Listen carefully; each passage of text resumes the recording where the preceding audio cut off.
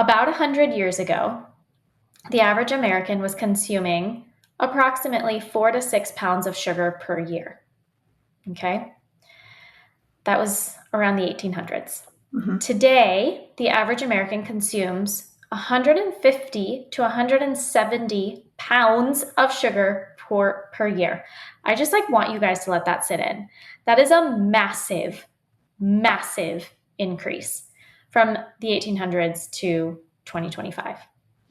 Hey guys, so today's episode is sponsored by Baja Gold Co. It's one of my personal favorite salts, and Baja Gold is the world's most flavorful sea salt with naturally lower sodium and industry-leading macro and trace minerals to support daily performance.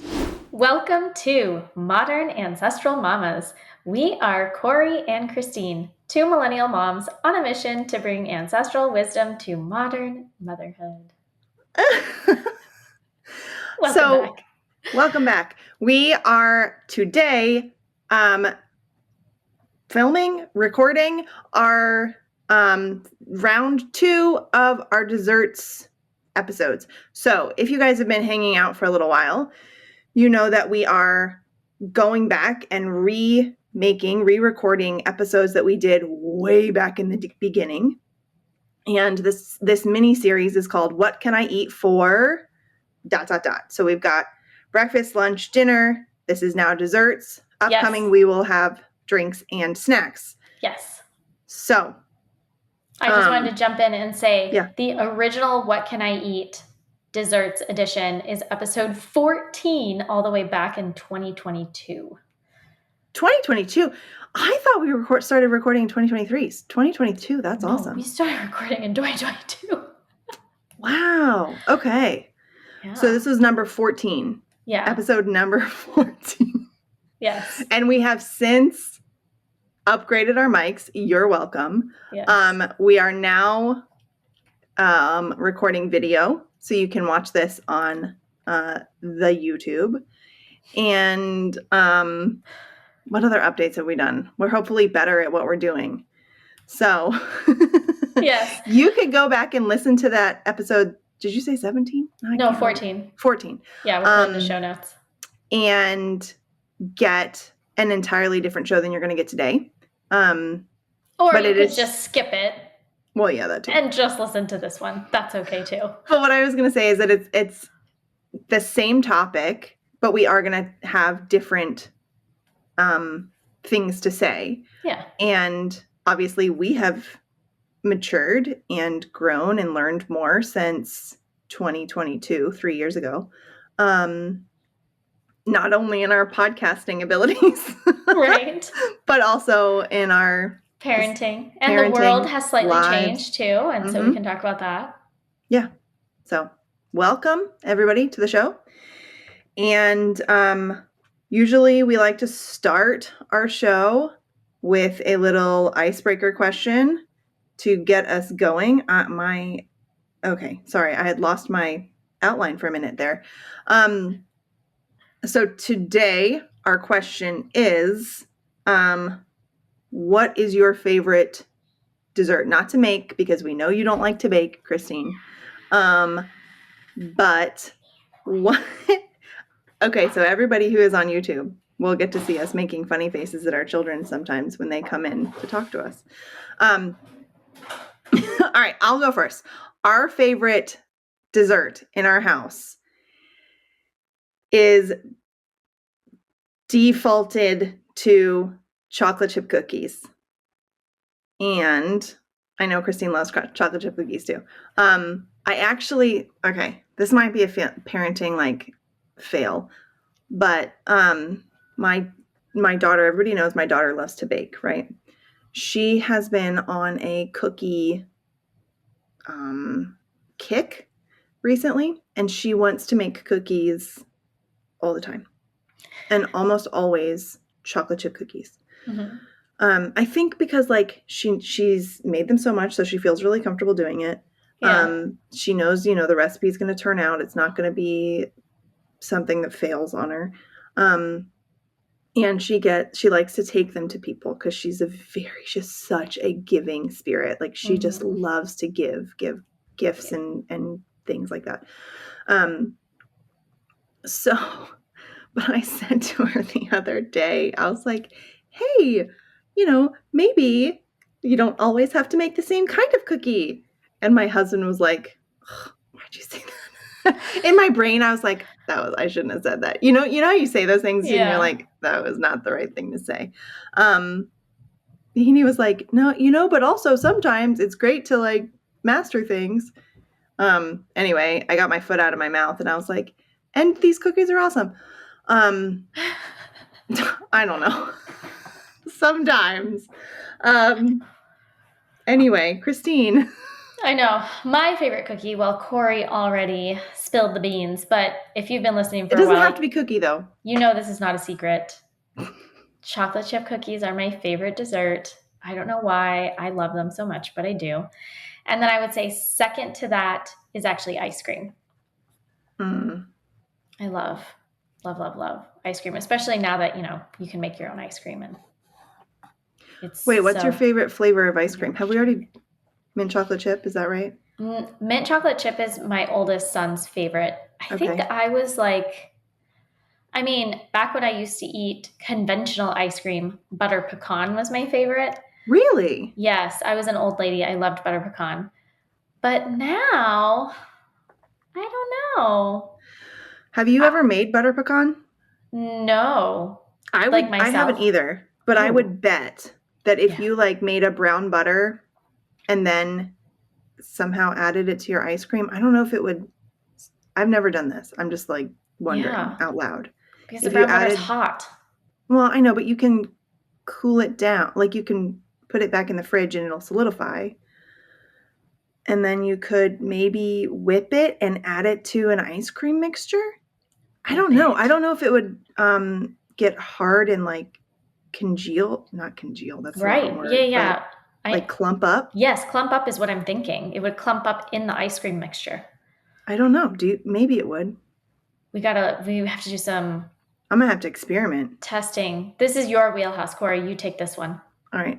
Okay. You come up with a recipe and then let me know. Maybe by the time this episode publishes, I will have figured this out. Oh, that would be really cool to publish this episode with a butter pecan recipe. Oh, man. Now I feel like I have to do it. All right, pressure's on.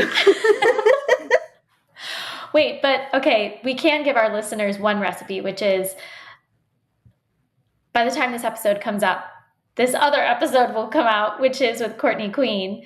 And in that episode, she talks about an amazing chocolate chip cookie recipe. It's not hers.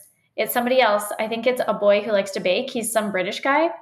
And she says it's sourdough, brown butter, chocolate chip cookie. And I made it for my oldest son's 11th birthday back in February. And it was legitimately the best chocolate chip cookie I've ever made. Oh, cool. It was delicious. Speaking of past episodes, the one that my daughter makes the most right now is the unsifted chocolate chip cookie recipe. And that's really good too. Oh, okay. However, what I definitely want to make sure that I say here is, I don't know if this falls under snacks or desserts, so maybe this is like a comment that goes with both of those episodes. But I recently made, I think people call it like keto crack. Oh, what is that? And essentially, literally all it is brown butter that you freeze. I told you about this, remember?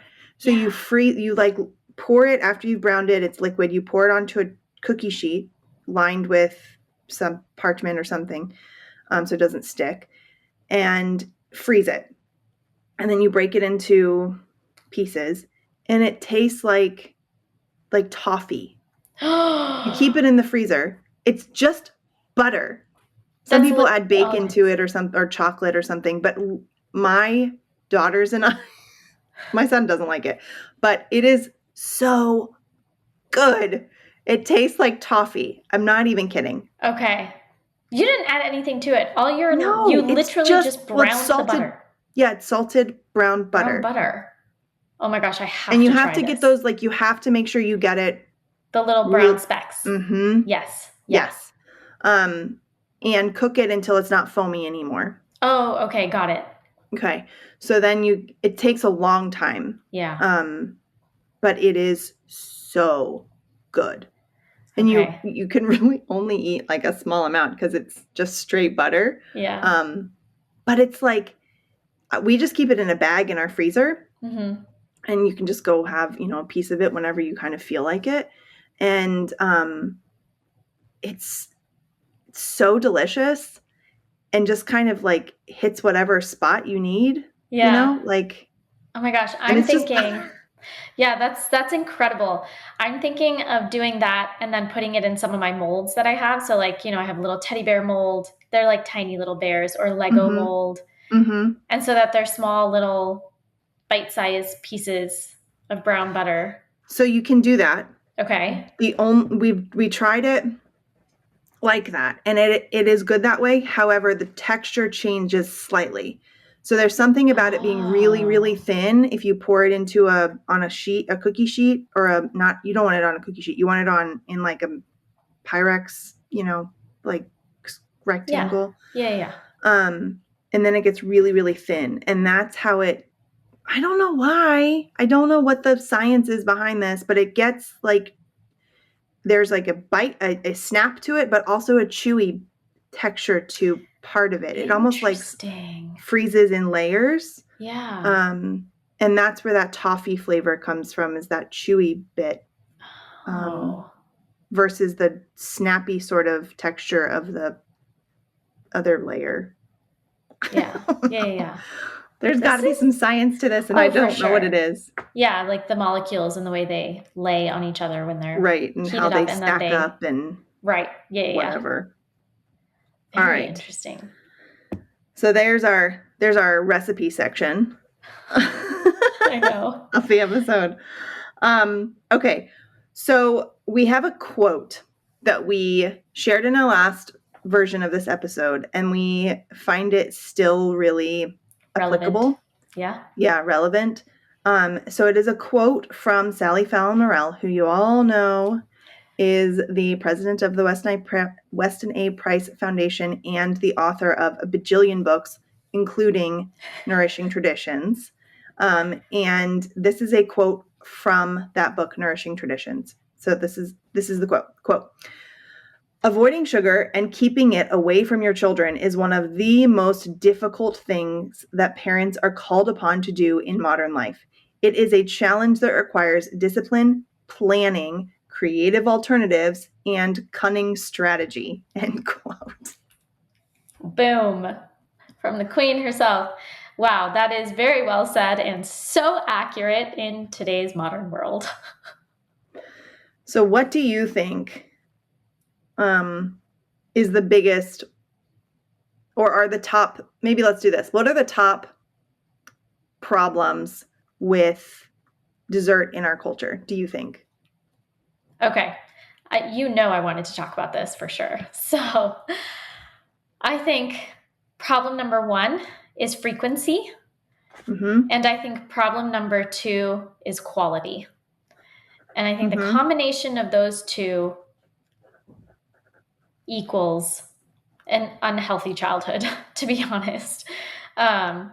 Because frequency is pretty obvious. Desserts are literally offered at every single opportunity. And I think that we are just a sugar obsessed society, which, we can go into why that is in a little bit, but it doesn't matter what occasion it is. There is always some sign up sheet or someone saying, oh, I'm going to bring X, Y, and Z cookie, or I'm going to bring popsicles, or I'm going to bring this, or I'm going to bring gummies, or I don't know, whatever it is. There's always a reason to bring a dessert. And I think one of the hardest aspects of parenting today is navigating that, because we have parents like Corey and I where I would love to offer my kids a chocolate chip cookie every once in a while, or I would love to offer them ice cream, or, just like things like this, and not have to worry about the fact that at 5 other events this week, they're going to be offered the same thing. And to me, that's really frustrating because I want to be the one to celebrate these things with them. And instead, I'm having to say no, no, no, no, no 5 times because I don't want them eating dessert 5 times in a week. I'm going to give one story, which is this is just kind of like my thought process. And I think if you have been a MAM listener for a while, you kind of, you know already. But our church does donuts once a month.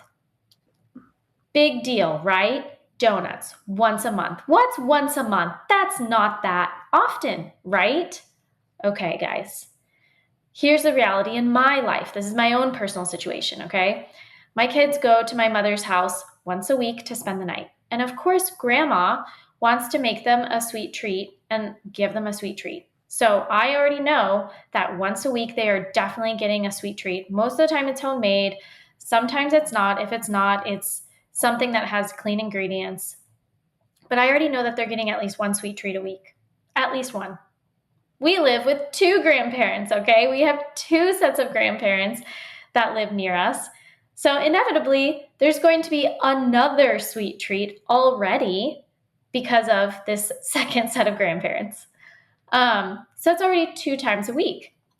And then add on top of that any other activity, whether it's a game or a co-op activity or a birthday party, you name it. That's already 3 times. And so then I just think in my head, to then add donuts on top of that feels like a lot. It's like we've already eaten all of the treats. And it's not even like these are homemade donuts, or in my mind, they don't feel worth it. You know, like these are just conventional donuts. So we are the weirdos that opt out of the donuts every once a month. And that's just because I see it personally as it ends up adding up. And that's kind of the end of my rant. I just ended it very abruptly. No, but basically, in my mind, it adds up. And I feel like if I'm going to pick a sweet treat, I would rather it be something that's homemade, something whose the ingredients I am familiar with, that kind of thing. Mm-hmm. And I think this is the problem. This is literally the problem in today's society. It's the frequency. It's that sweet treats are at every single event. And it's not like they're high quality sweet treats. 9 times out of 10, they're loaded with either high fructose corn syrup or seed oils or artificial colors. Okay. I think rant over. Rant not over. We have an entire podcast to fill. I know, right? Okay. My turn. I think you're right. And it is not just the donuts at church that is the problem. The reality is that high fructose corn syrup, refined sugars, refined grains, dyes, seed oils, all these things are definitely almost always present in things like donuts or cake or ice cream, you know, that you're going to get from the normal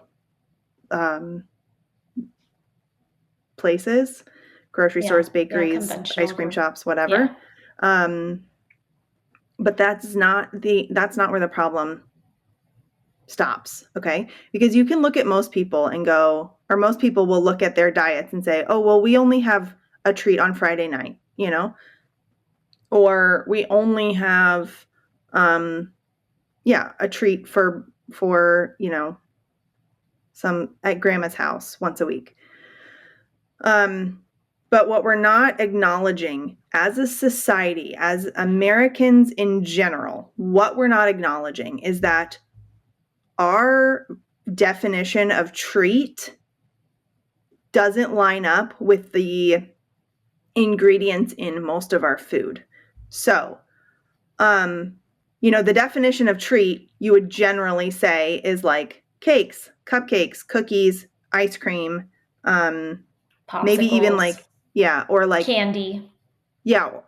Or like beer and pizza, right? Right. Like those are considered cheat foods. Okay. But what we're not thinking about is that most things in the grocery store would be considered treats in terms of ingredients, right? So if you just go buy muffins from Costco, that's a cupcake, okay? You go buy a smoothie from Smoothie King or what are those other smoothie shops, whatever they're called. That's a milkshake, people. That like the amount of what is in that is a milkshake. You get, I don't even know, like what are the other things that people eat? You had an amazing list of all of the places that are, or of all of the products that are not desserts, but that we eat on a regular basis, but have sugar in them. It's not just sugar. Like that's the thing, is it's not only sugar. It's not. Yeah. But yeah. Okay. That's mostly what we're talking about right now because it's right. the dessert episode. Okay. So go. Do you want to read it? I can read some of them. Okay. I'll pick up wherever you leave off. Foods like barbecue sauces, bread, canned fruits, cookies, crackers, cereal, and granola yogurt. You can pick up. Oh, sorry. So like meats, like sausages, hot dogs, meatballs, meat marinades. Meat marinades. There's chicken that you can buy that's like already cooked in the freezer section. That has sugar in it a lot of times.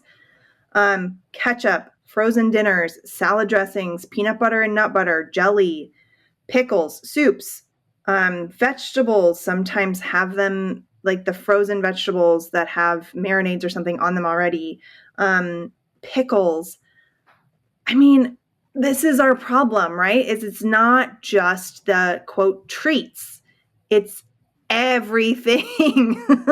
Yeah. And we didn't even mention sodas, right? Flavored waters, flavored drinks, the Gatorades, all of those.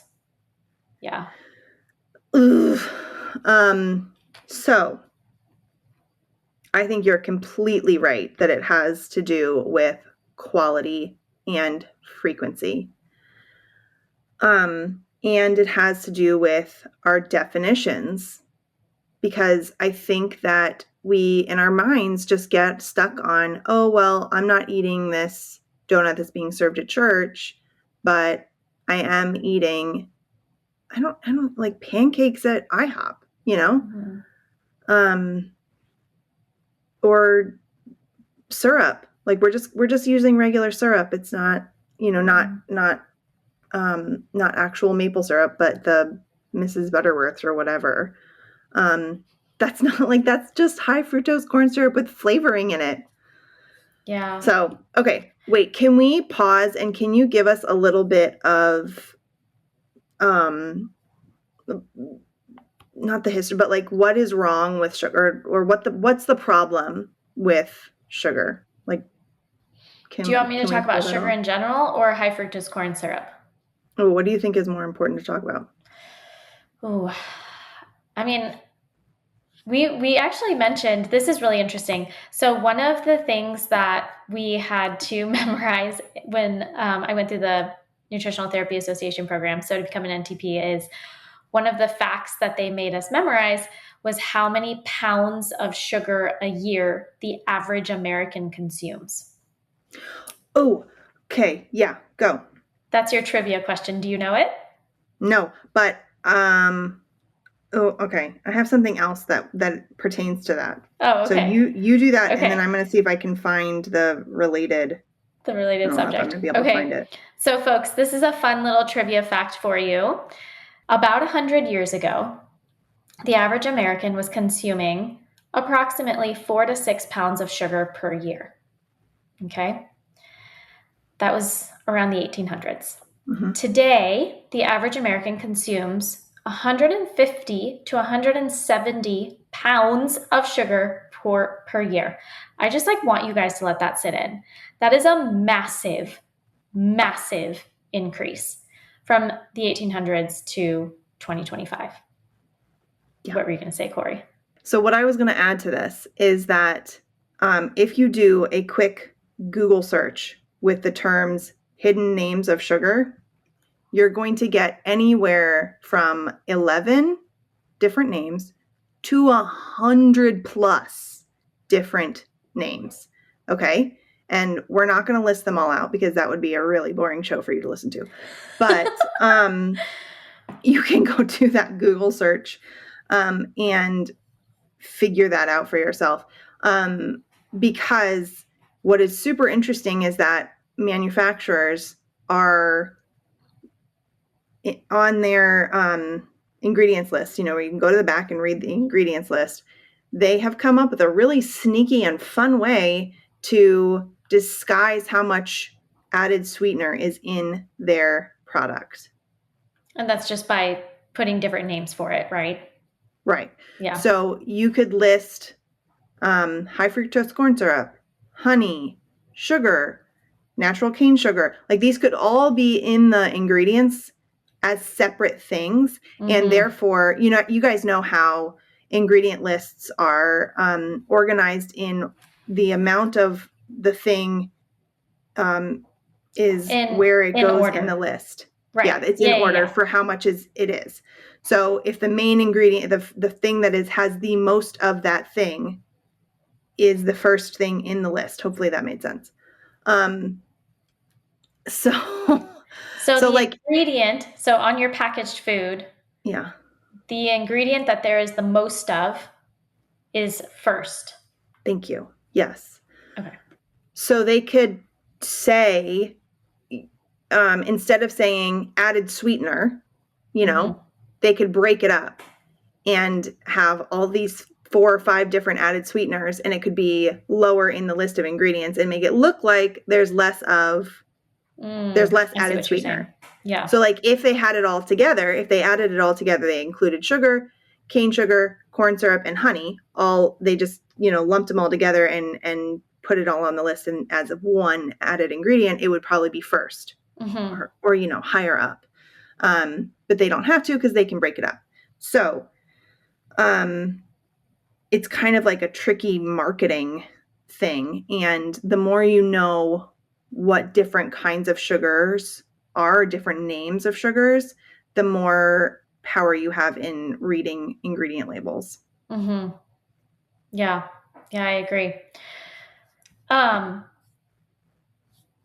We had actually mentioned a little bit before we started the episode, we were talking about Nina Teicholz's book,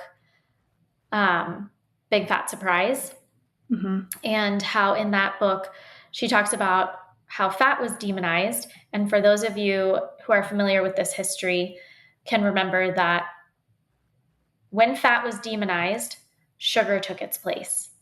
And there are ads in the 1960s that say things like, sugar can be the willpower you need to undereat. And basically, which there's so many problems with that. I can't. Like when I see things like this, it makes me laugh so hard how gullible the American public was and how nefarious these ads are. Another one from the... Wait, I was just going to say the crazy thing. No, let me just say it really quick. Yeah, you say it. The crazy thing about this is that period of history. This is the 1960s, right? This is when science was like king, right? Like the 3-letter agencies were taking over, and the American public had so much faith in what was happening scientifically. Because of like the space race and all of this. And they thought like, this is the future, like the Jetsons, like this mm-hmm. is where we're going. And they just trusted them, which they didn't, it was much harder to, weed through it all because there was one news channel or something. So anyway, yeah, keep going. So what are some of the other ads from that time? I'm just going to read 2 more because they're so fun, and I know that you guys would love to hear this, but also from the 1960s, sugar keeps your energy up and your appetite down. And then the tagline is literally, you're not overweight, you're just not eating enough sugar. Guys, how cringy is this? Like, seriously. The idea is that sugar helps you stay thin by curbing your hunger and boosting your energy. I cannot. Like this one I think is the worst one in my mind. Um, and then one last one, this one came out in the like late 1950s, is sugar, only 18 calories per teaspoon. And then the tagline is sugar, pure energy. Oh And my it's just like gosh. what they're not talking about is the crash that you get from eating your teaspoons of sugar. Well, and who eats Oh, like guys. 1 teaspoon of sugar? How many teaspoons of sugar are in a Coke? I don't know. We didn't look that up before we started recording. It's more than a That's easy. teaspoon. That's so Give you easy to that. look up. Yeah. Or how many teaspoons are in a thing from Starbucks, like whatever those are called, caramel macchiato or whatever. Oh my gosh. Okay, so a 12 ants, not ants, Ounce. ounce. A 12-ounce can of Coke contains 39 grams of sugar, which is approximately 9.75 teaspoons of sugar. So almost 10 teaspoons of sugar. Which one did you want to know? The macchiato from Starbucks? Yeah. I love the clicking sound. This is so cute. Wait. Oh man. Okay. Go ahead.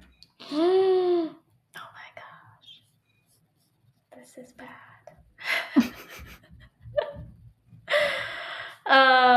Okay. So if you're getting your caramel macchiato, what is that? I actually don't even know what that is. It's a caramel coffee drink. Well, guys, it depends on the size. Of If you're course. getting a tall, Which is the it's smallest one. the smallest one, 30 grams of sugar, which is 7.5 teaspoons. So okay, maybe so less than a Coke, although different size. Yeah. Grande is 33 grams, 8 1/4 teaspoon. Venti, Same as which a is the Coke. biggest, 42 grams of sugar, and that's 10.5 teaspoons. So they're about the same. About the same. Yeah. Okay, all right. About the same. We're also given tips to reduce sugar in your macchiato. Request fewer pumps of syrup.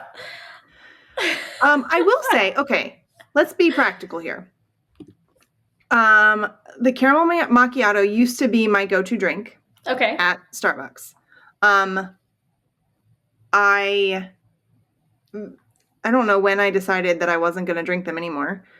But I didn't ever go like cold. I did not go cold turkey on it. I would go, and at some point I decided they were way too sweet. I was like, okay, cool. I'll just you can order it half sweet. Right. So they'll do half the pumps, right?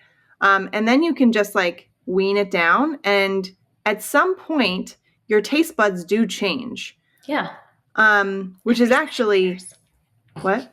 No, every 7 years. No, it's more than that, isn't it? Every 7 years? Yeah, every 7 years they change. It's not just your taste buds that have to change, it's also your gut microbiome. I know, but I really think it's your taste buds change more than that. More often than that. Like I don't know. I can't remember.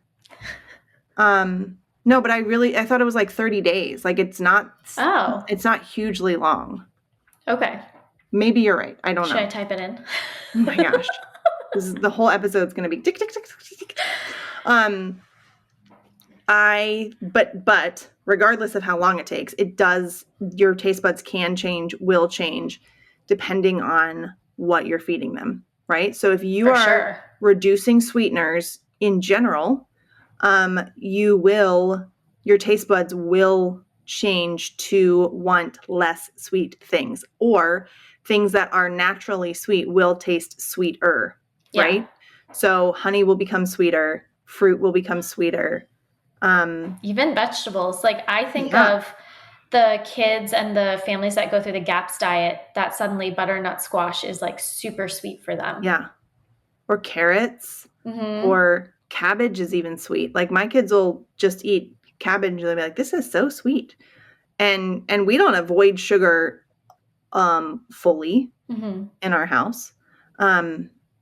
So anyway, that is like saying that to kind of give you a little bit of hope, maybe, that if reducing sugar in your household, or just for you personally, is something that you want to do, it is possible.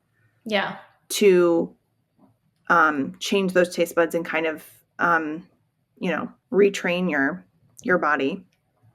I thought you were going to say something along the lines of, I learned how to make my own caramel macchiato. I literally was like, oh, Corey's going to bust out a caramel macchiato recipe, of course. I do have a caramel macchiato recipe. See? Told you guys.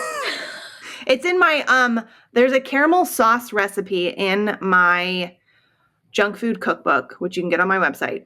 And you can also scroll all the way back through my Instagram feed and find that caramel sauce recipe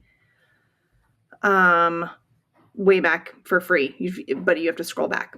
So good luck. But you can use that to make a caramel macchiato pretty simply. There you go. If figuring out what to feed your family feels exactly like a never-ending to-do list, I get it. That is exactly why I created these 3 cookbooks just for you. 1 Chicken, 5 Meals shows you how to stretch a single bird into a week of nourishing, no-stress dinners. Nourishing Junk Food lets you create your favorites with using real food ingredients, no food dyes, no seed oils, and no other junk, just the flavors that you love. And in betweens, that's the secret weapon for snack time, lunch boxes, and all those what do I even feed them right now moments. All 3 are kid-friendly, mama approved, and made for real life. Get your copies today and turn your kitchen into a place that you actually enjoy. Go to fornutrientsake.com and use the code MAM15 for 15% off your order. Hey mamas, do you want to add a new secret ingredient to your kitchen? Are you ready for this? Give Baja Gold Sea Salt a try today. We know our food is lacking minerals because of the depleted soil, so increase your mineral content of your food by using Baja Gold Sea Salt. Baja Gold is an all-natural, unrefined sea salt from the Sea of Cortez. This salt is made the way it used to be, sun-dried with all of the ocean's minerals intact. No processing, no chemical flowing agents, nothing but pure, unrefined mineral salt. And because of how and where they make their salt, Baja Gold is naturally lower in sodium and higher in minerals like magnesium and potassium. Moms, did you know that magnesium is a mineral used in over 300 bodily processes? Yeah, I know. We all know it is helpful for relaxing little bodies before bedtime. Give Baja Gold a try today. Visit BajaGoldSaltCo.com to learn more. Check the show notes for the link and use the code MAM10 for 10% off. That is MAM10 for 10% off. I think that we should help our listeners out and talk about ways that we can manage desserts in our own home, or maybe reduce the sugar, or just like, what do we do when it comes to sweets in our home? Mm-hmm. What do you think? Yeah. Okay, wait, I think you need to give your sort of caveat that you wanted to say about this episode. I know we're at like halfway through it, but do you remember what you were going to say? Yeah, we talked about it. The frequency and the... No. That we're not here to shame anybody, that we're not... Oh, yes. Thank you for that reminder. Mm-hmm.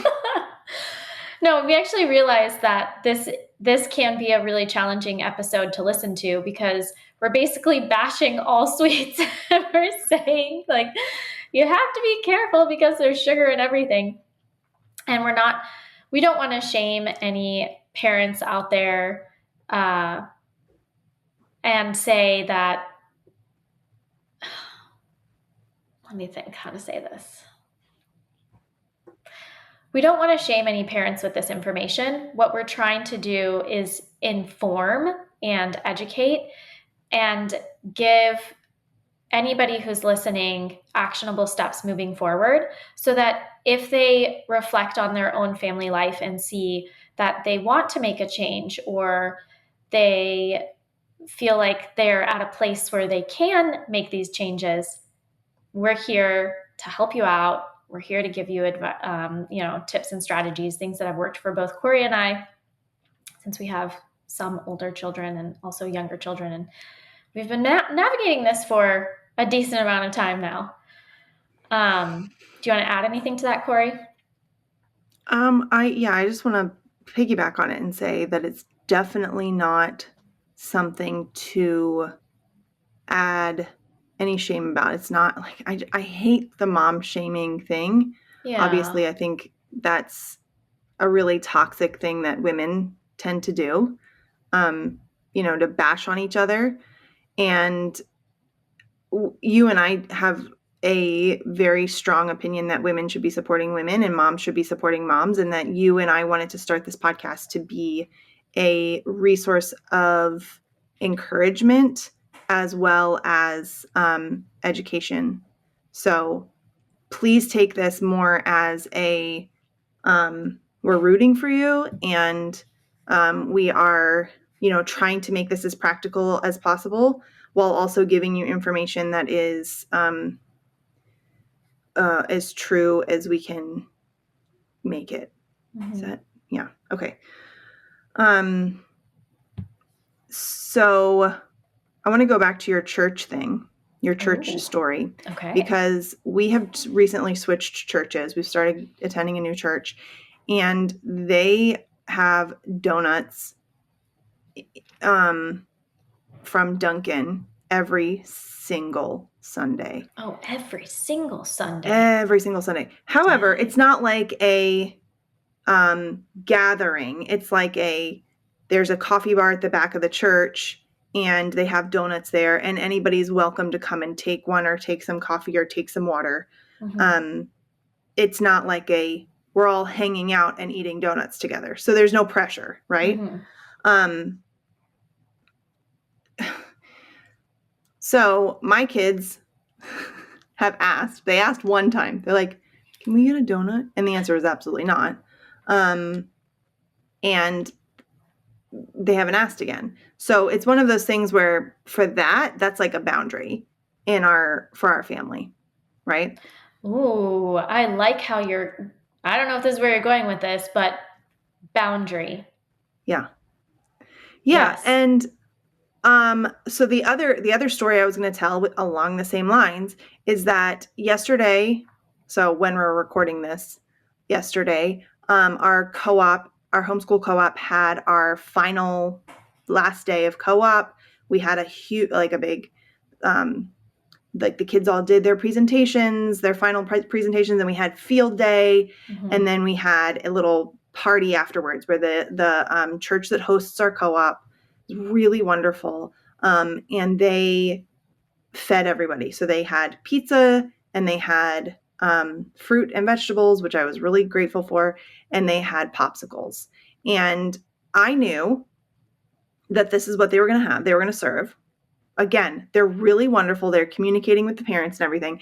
And they said, we're going to have pizza and we're going to have popsicles.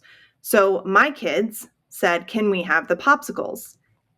And I said, no, I don't want you to have the food dyes that I know are in popsicles. And so instead of the popsicles, I said, we will bring chocolate chip cookies, right? Because my daughter had just made them. So we had chocolate chip cookies. I brought the chocolate chip cookies. Turns out, this is like really wonderful. Turns out the popsicles were organic popsicles that didn't have any food dyes in them. So I was able to shift, and I was like, yeah, sure, have a popsicle. But, if they had been what I had suspected they would, what I thought they were going to be, Mm-hmm. Then my kids would have known that the boundary was, no, we're not doing that. And I brought cookies. So it's not like you can't have a dessert, with your friends. It's just that it's going to be different. And the same thing would happen back when my daughter was gluten-free. I would bring her own gluten-free dessert. It was usually a cupcake because I would just have them in the freezer already made. And anytime we'd go to any function, like a birthday party or whatever, where I thought there was going to be a dessert. Because the thing is that we have to recognize, this goes back to the shaming part, right? We have to recognize that desserts are part of our culture. Mm-hmm. So we have to decide as families, as parents, how we handle that, because they are part of our culture. they are going to come up probably more than we would like them to. And we have to be able to navigate that. So whether that's a redirect, and we say, no, we're not going to have those popsicles, but I brought cookies, or a flat out no, which I'm going to just say this. I think that a flat out no, depending on the situation, okay, can potentially lead to problems down the road. And mostly for older kids, because older kids are starting to get into their, trying to be autonomous and like make their own choices and whatever. And you start saying no to everything. And then they go to their friend's house for the night and they're like, I'm going to eat all the Cheetos, all the pizza rolls, all the ice cream, and a whole box of Oreos, because they don't have it at home. And I don't know about you, but like, well, you had more of that stuff when you were growing up, right? Like we didn't have a lot of that. And there was some of it when I got out of the house where I was like, sweet, I got my own money. I got my own car. I can go to the store and buy whatever I want. And I'm just going to eat all the things. And I did that for a little while and I felt like poo and stopped doing it. So, okay. Anyway, back to boundaries. What do you think? I don't even know. Yeah, boundaries. I like that you bring it up because I think that one of the aspects of today's parenting is oftentimes parents are afraid to say no. There's this fear of holding a firm boundary. And I think that we need to stand in our power and realize that it is okay to say no sometimes. And something that we like to say in our family is we do hard things. And that can apply to anything. And part of doing hard things is doing a really hard math problem and figuring it out. Or sometimes we say no when everybody else says yes. And we're okay with that. That is like a family value that we are teaching our kids. Because I don't think it just applies to food. I mean, we know that we can't protect our kids from everything and it's not possible. But I do think it builds character and a sense of self and strength to be able to firmly stand in your power and say, no, I am choosing not to do this, whatever that may be.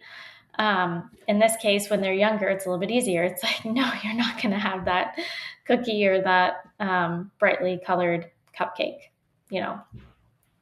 And for me personally, I see it as, and this might sound very tiring for some parents, but it's just navigating. It's just navigating every situation and every week and sort of just like figuring out what are the pros and cons, and also, am I regulated enough, or have my kids had a full meal previously? Do I feel like they have eaten enough to offset any sugar that they might consume? Things like that. So I do feel like it is very much a case-by-case basis, and it's just me thinking yes or no, depending on the situation. But I will say, since I have held the very firm boundary of the donut, there's been no question, period. It's been, they respect it, they know, and we're not going to do it. And that doesn't mean that there are no treats that day. Oftentimes, like I said, we are then eating out with grandparents, like eating with grandparents, and there is some treat post the meal with grandparents. So I don't feel like I am denying them completely. We're just delaying the gratification for a different option, maybe a different, cleaner option. And you can tell I'm like really bugged out by the donut thing. But can I just say, sometimes you know too much, and that can really get to you. Because it's not that they're just eating the donut. It's that there's also orange juice and there's also chocolate milk. And I have seen the ingredients in the chocolate and strawberry milks, and there's high fructose corn syrup in it. And so it's that I am seeing these kids eating the donuts with the sprinkles plus the chocolate milk. And all I can think is, this is a sugar bomb in your body. Like, Well, it's this not only is, that, it's the dyes too. oh, So and you're the adding like, like the yes, brain mess up chemicals and it really hurts. Like, it hurts me to think that this is the norm and that, like, we think this is okay to feed our kids, when if most parents truly understood the mechanism of what goes on in the body when you eat that, I think most people would say no. wait, can you talk? Oh man, there's like so many things I want to say here. Can you talk about that mechanism though? Do we need to cut this out? Just no. You mean like just like what happens when we eat? Yeah. Okay. I mean, I can think about like high fructose corn syrup, which I'm assuming, I don't know if all donuts have high fructose corn syrup in them or not, but I know that those Probably. chocolate milks do. And high fructose corn syrup, as the name implies, has fructose in it. And fructose is metabolized completely differently than glucose, and mostly by the liver. So when you are consuming excess fructose, then some of the problems that can arise are all of that is then converted into fat, which is called lipogenesis. It can contribute to non-alcoholic fatty liver disease, which is a chronic issue, specifically in children in today's society. It can raise your triglyceride levels. It can increase heart disease, obviously linked to metabolic issues. So we're talking insulin resistance, obesity, type 2 diabetes, high blood pressure. And probably one of the worst aspects of fructose is it doesn't stimulate fullness. So it Yes. doesn't stimulate the hormone leptin, which tells your brain that you're full. And so, especially as kids, you are tempted to keep eating more and more and more because that hormone is not being released to tell you, okay, you've had enough now, you don't need more. So, I mean, this is high fructose corn syrup, but many of the packaged foods that we're consuming have fructose in them. So this molecule, fructose, and we actually mentioned this in the previous episode. There is a fantastic YouTube video, which I recommend everybody watch, by Dr. Robert Lustig, and it's called Sugar, the Bitter Truth. It's so good. But he explains in detail, he goes into the biochemistry of how the body breaks these molecules down and how they affect the liver and everything that I just superficially mentioned. So I think that's part of the problem is I think too much about what is going on. And so like when I see, it seems so innocent to just like grab the donut and the hot chocolate and like, yay, this is so great, you know, I love it kind of thing.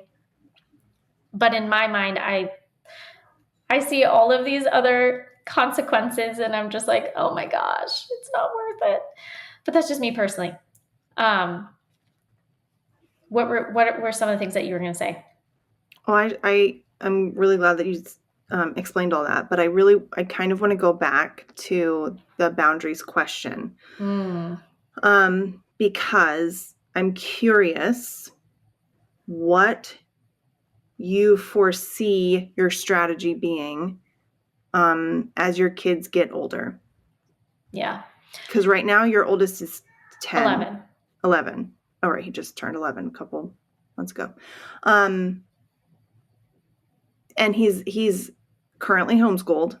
Mm-hmm. So, you know, as you move forward, how do you have any thoughts on like how you navigate that as your kids get older?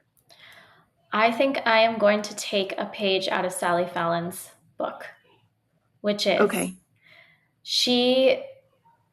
I've heard her say this many times. Her rule in her home was her kids had to eat dinner at home. And then what they did after that, you know, it was like, and this, we're talking like teenagers, like once Right. they're much older and they can drive and that kind of thing. And I agree that there needs to be independence and they need to experiment and try, you know, do things on their own kind of thing. And so I think that just making sure that they have a really good meal at home is very important. And I also like the way Bill and Christina Schindler handled all of this, which is fine. You want to eat the pizza, you want to eat the hot dogs, you want to eat all of this, let's make it at home. Mm-hmm. And so I think doing that, which you're really good at, Corey, is a fabulous strategy. So I think kind of like the combination of those two. I agree. Yeah.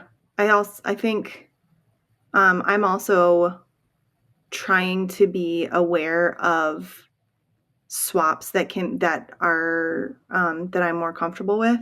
Mm-hmm. So in terms of like, I'm trying to think of something that would, so like soda, right? So if my kids are going to something like when my son was going to youth group frequently, he doesn't really go anymore, but he was going once a week. And because he's now a teenager and hanging out with other teenagers, and he came home maybe the first week and he's like, "Hey mom, I had a soda and I had a bag of chips." And I was like, "Cool." Yeah. So next week I was like, "I would rather you not drink that and I'd rather you not eat that.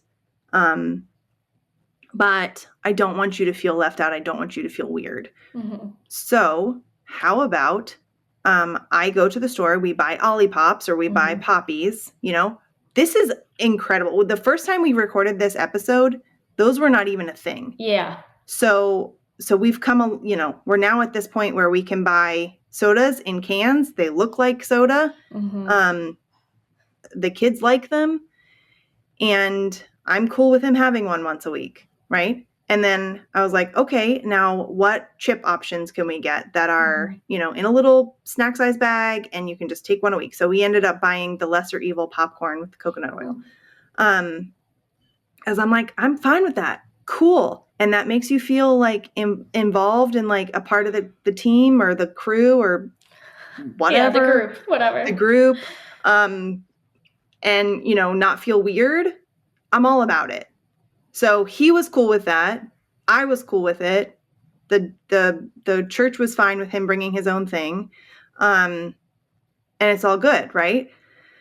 I think, though, there has to be that communication when you have teenagers, and it has to be cool with, like, if you, I don't know, you have to figure it out, whatever works for your family.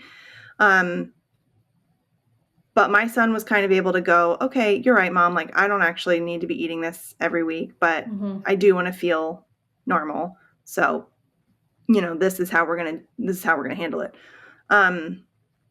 The same could be done for most things. Like I am astounded how far we have come in the last 5 years or so with decent swaps for most things. Yeah. Most packaged things, you can almost all of them, you can find a decent swap. They might be more expensive. So, for a once a week situation, like what we were doing with that, it's not that bad, but I wouldn't offer it to my kids every day. That would be really expensive. But those are, if you need to find Oreos or you need to find graham crackers or, there are options, Cheez-Its, that kind of stuff. So,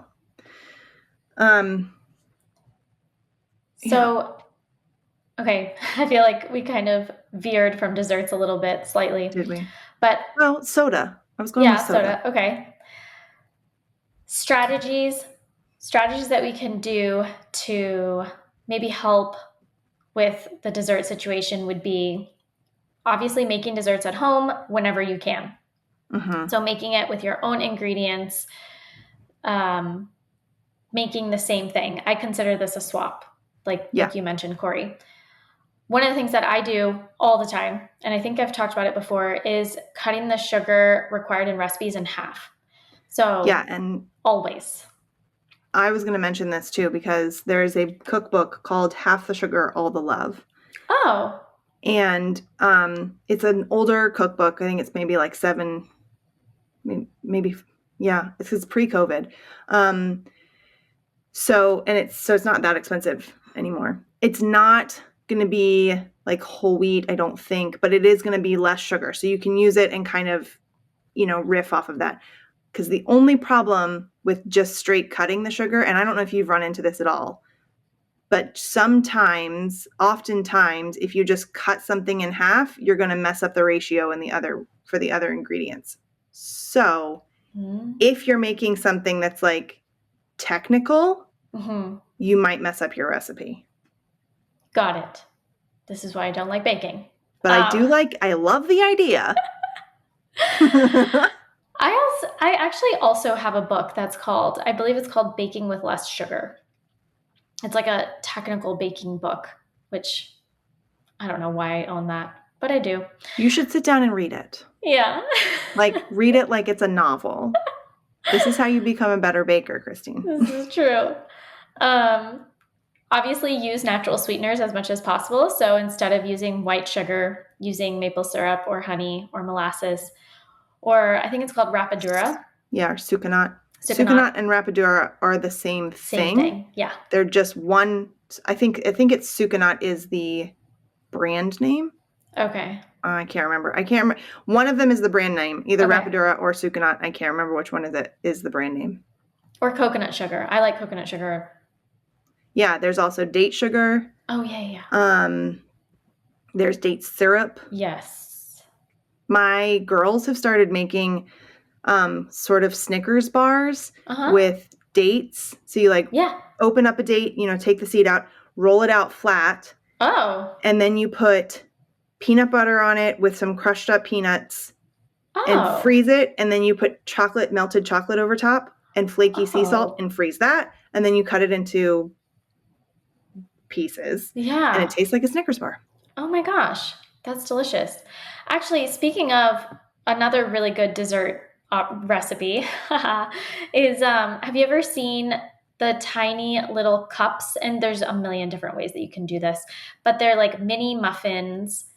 You use a mini muffin tin, and you could, for example, melt coconut oil with either peppermint extract or like mint extract. Mix that together. Then melt chocolate on top. Then melt the coconut. To make like a peppermint patty sort of thing? And make exactly like a peppermint patty. And they're so small. They're like this. And they're really easy to make. There's no baking involved. It's literally just like melting liquids and freezing them. I make that with like with peanut butter though, so it makes like a Reese's cup. Exactly. Yes.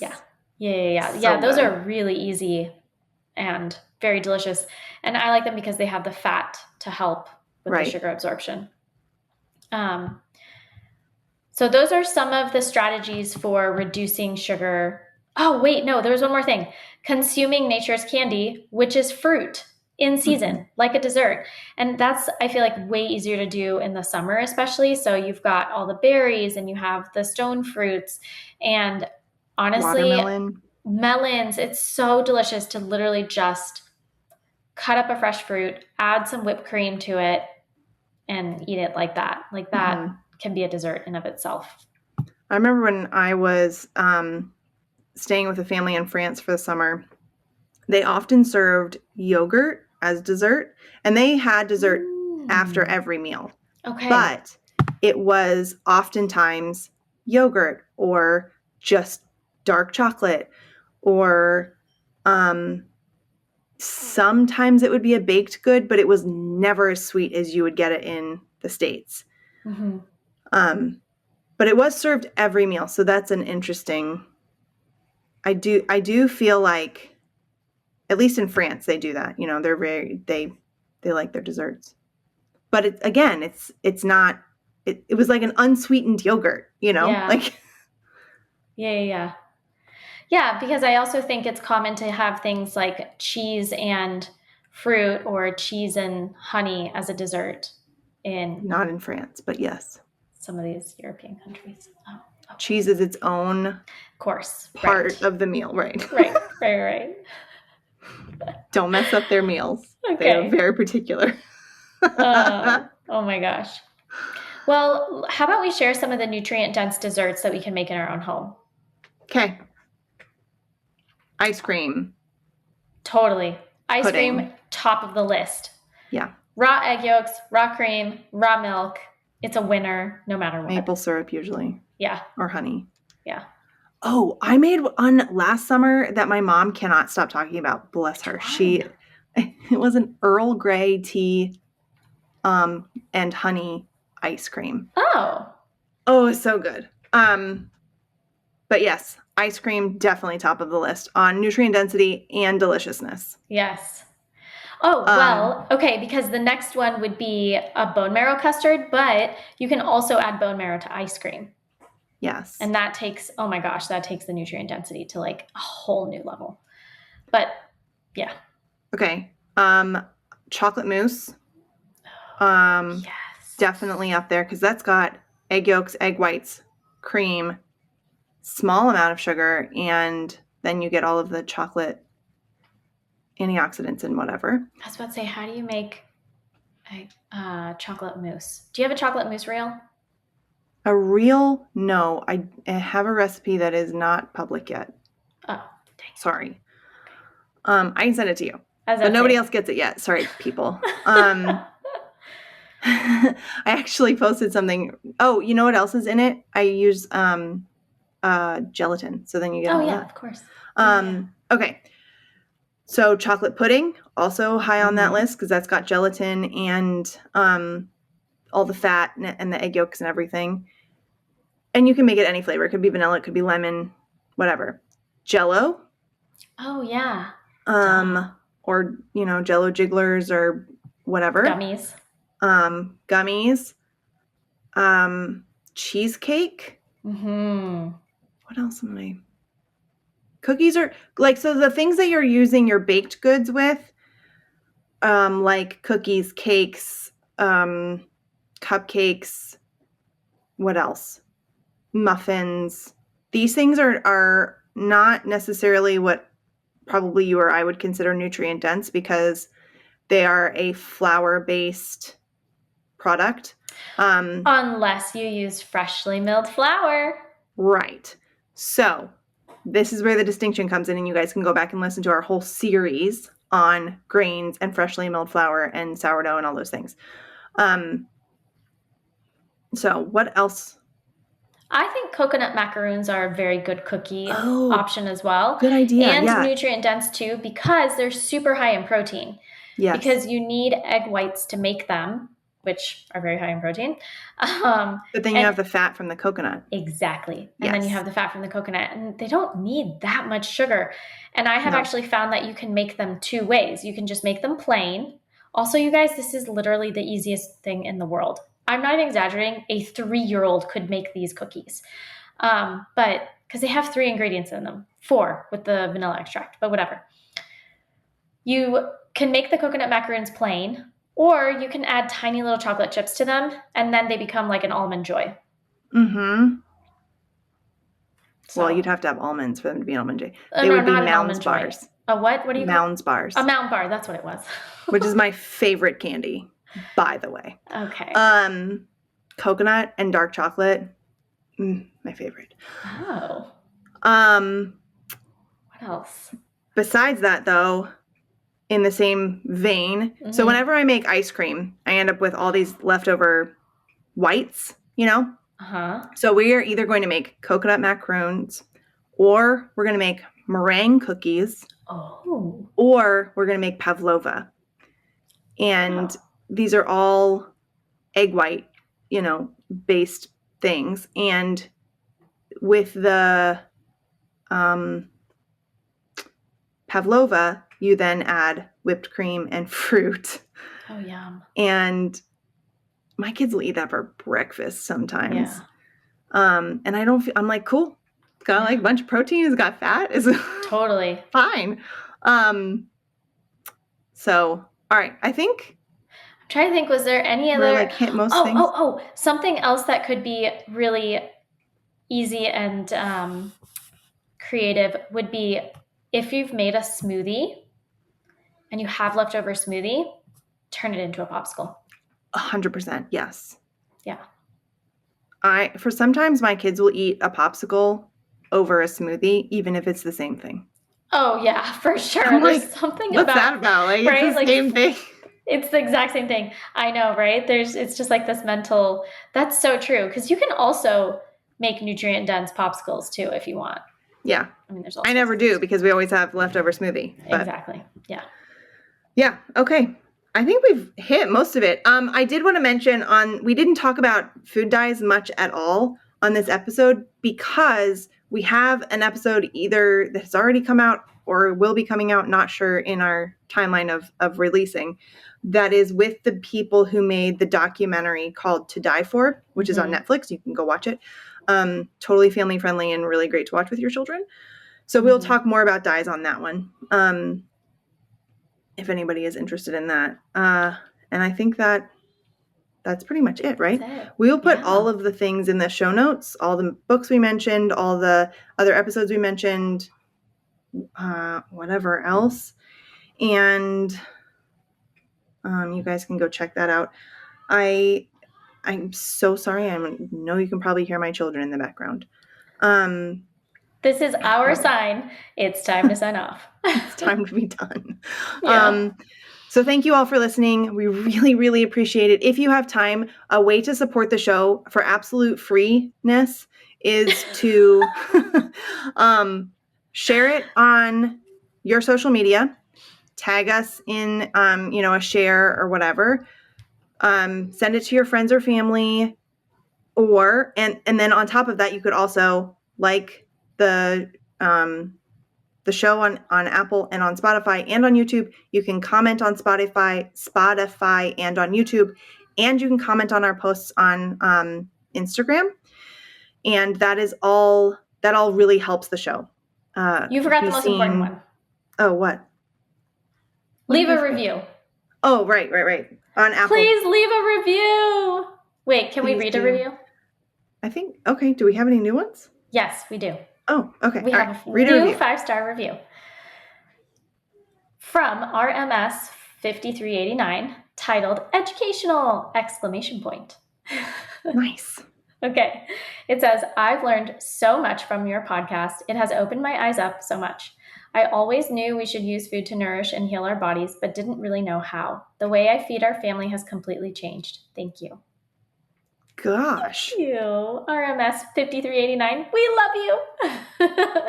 Wow. It's amazing. I love reading the reviews from you guys. It really makes us happy. Yeah, that's really cool. That was our entire motivation for not getting reviews, but helping people make things practical in their real lives, right? Yeah. That was our whole motivation for starting the show, was that we felt like we had no support when we started out on our motherhood, raising kids journeys, and we just wanted to be, your cheerleaders. We wanted to be people, we wanted to invite you into our homes to have a conversation and make you feel supported and loved and encouraged, and try and make things workable, doable. Mm-hmm. So thank you so much for that comment. Yeah. All right, I think we're going to sign off. I go follow Christine at Nourish the Littles.